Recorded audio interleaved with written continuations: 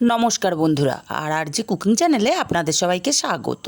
আজকে নিয়ে হাজির হয়ে গেলাম মুখে স্বাদ লেগে থাকার মতো নিরামিষ এঁচোড়ের কালিয়া রেসিপি নিয়ে। তো চলুন শুরু করা যাক। এখানে এঁচোড়গুলো ছোট টুকরো করে কেটে নিয়ে প্রেশার কুকারের মধ্যে এঁচোড়গুলোকে দিয়ে দেব।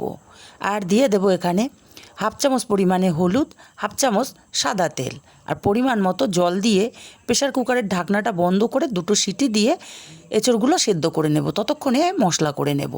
একটা কড়াইতে 1 চামচ গোটা ধনে, হাফ চামচ গোটা জিরে, দুটো শুকনো লঙ্কা, একটা তেজপাতা আর 5টা-6টা গোলমরিচ দিয়ে দিলাম। এখন এই মশলাগুলো ভেজে নেব। মশলাগুলো থেকে সুন্দর গন্ধ বেরোলে মশলাগুলোকে নামিয়ে নেব। আরও একটা মশলা আমি করে নেব। কড়াইতে হাফ চামচ ঘি দিয়ে এর মধ্যে দিয়ে দেব 1.5 চামচ গোবিন্দভোগ চাল। এটাই হচ্ছে আসল মশলা। গোবিন্দভোগ চালগুলোকে নাড়াচাড়া করে হালকা করে ভেজে নিয়েছি। এখন চাল থেকে সুন্দর একটা গন্ধ বেরিয়ে গেছে। এখন চালগুলোকে উঠিয়ে সরাসরি আমি মিক্সার জারের মধ্যে নিয়ে নেব। গোবিন্দভোগ চালগুলো মিক্সার জারে নিয়ে তারপর ঠান্ডা করে চালগুলোকে গুঁড়ো করে নেব। মিক্সার জারে চালগুলো নিয়ে নিয়েছি, ঠান্ডা হয়ে গেছে। এখন চালগুলো আমি গুঁড়ো করে নেব। চালগুলো একদম মিহি গুঁড়ো করব না, এরকম দানা দানা করে চালগুলোকে গুঁড়ো করে নেব। চালগুলো গুঁড়ো করে নেওয়ার পর আর একটা মিক্সার জারে আমি দিয়ে দেব ভেজে রাখা শুকনো মশলাগুলো, দিয়ে ঠান্ডা করে গুঁড়ো করে নিয়েছি। এখন ওই কড়াইতে দিয়ে দেব 2 চামচ তেল। তেলটা গরম হলে টুকরো করে কেটে রাখা আলু দিয়ে দিলাম, সামান্য একটু লবণ আর সামান্য হলুদ দিয়ে আলুগুলোকে নাড়াচাড়া করে আলুগুলো বেশ লাল লাল করে ভেজে নেব। আলুগুলো ভাজা হতে হতে আর একটা মশলা করে নেব। একটা মিক্সার জারের মধ্যে 1 ইঞ্চি আদা, 4টে-5টা কাঁচা লঙ্কার বড় সাইজের একটা টমেটো দিয়ে অল্প জল দিয়ে একদম মিহি করে পেস্ট রেডি করে নিয়েছি। পেস্টটা রেডি, এক সাইডে রেখে দেবো। আর এদিকে আলুগুলোও বেশ লাল লাল করে ভাজা হয়ে গেছে। এখন এখানে দিয়ে দেবো সেদ্ধ করে জল ঝরিয়ে রাখা এঁচোড়গুলোকে দিয়েও আলুর সঙ্গে বেশ একটু লাল লাল করে এঁচোড়গুলোকে ভেজে নেব। এঁচোড় আর আলু সুন্দর মতো ভাজা হয়ে গেছে। এখন এঁচোড় আর আলুগুলোকে উঠিয়ে নেব। এঁচোড় আর আলুগুলো উঠিয়ে নেওয়ার পর কড়াইতে আরও আমি একটুখানি তেল দিয়ে দেব।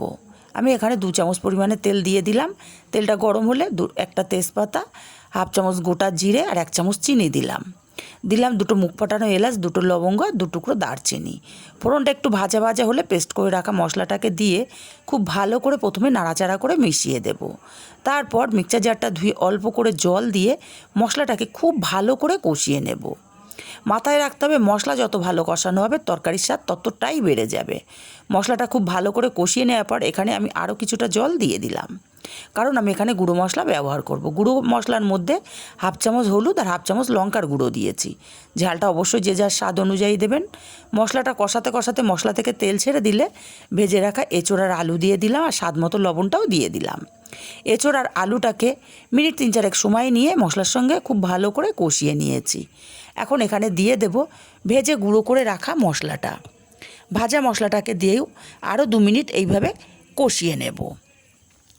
2 মিনিট এইভাবে কষিয়ে নেওয়ার পরে এখানে দিয়ে দেব গোবিন্দভোগ চালের যে গুঁড়োটা আমরা করেছিলাম, সেই গোবিন্দভোগ চালের গুঁড়োটা।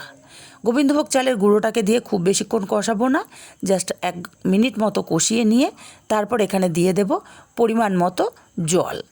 আর জলের পরিমাণটা আমি খুব বেশি দেব না, কারণ আমি এই রান্নাটা একটু কষা কষা করব। আপনারা যদি ঝোল করতে চান তাহলে জলের পরিমাণটা বেশি দেবেন।